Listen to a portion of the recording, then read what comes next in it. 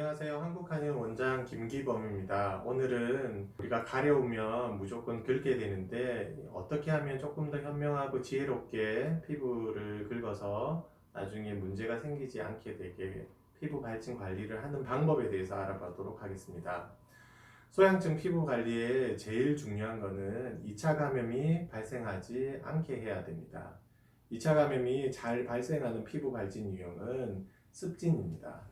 진물이 발생해서 세균의 먹잇감이 되면 2차 감염이 발생하고 2차 감염이 경미하면 화농성 수포가 발생하며 일반적으로 노란색, 황색깔을 띠는 진물이 나타나게 됩니다. 2차 감염이 피부 진피 조직보다 더 아래로 발생하면 연부 조직에도 감염이 생기는 농가진을 형성하게 되고 이보다 더 진행하게 되면 봉화지겸이라는 심각한 질환으로 이행하게 됩니다. 농가진이 형성되면 꼭 상급 의료기관으로 빨리 내원해서 항생제 치료를 받아야 합니다. 농가진을 방치하면 폐혈증으로 진행되는 경우가 덜어 있기 때문입니다.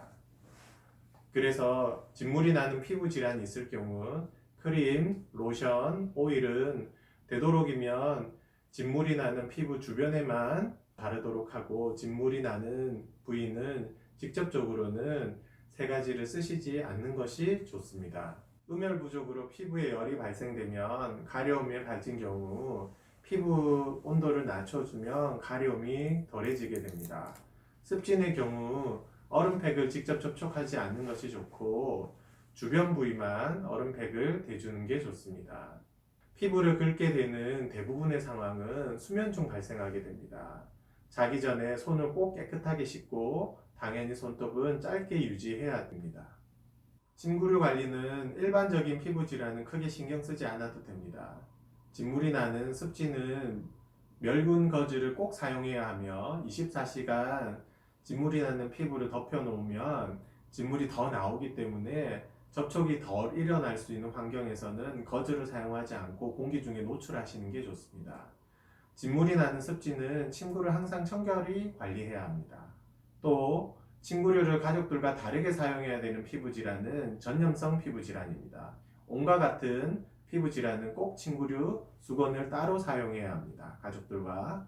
일반적인 발진은 수포나 농포가 다른 사람에 접촉되어도 전염되지 않기 때문에 안심하셔도 됩니다. 제일 중요한 긁어서 생기는 흉터는 일반적인 발진에 일회성으로 생긴 상처는 거의 대부분 원래 피부 상태로 회복되기 때문에 아무 걱정을 안 하셔도 됩니다. 그런데 좁쌀 형태의 구진이든 피부 발진은 가피가 생긴 딱지를 여러 번 2, 3회에 걸쳐 가지고 딱지를 긁어서 떼어내게 되면 우리가 치료가 된 이후에도 주변 피부보다 하얗게 변할 우려가 있습니다.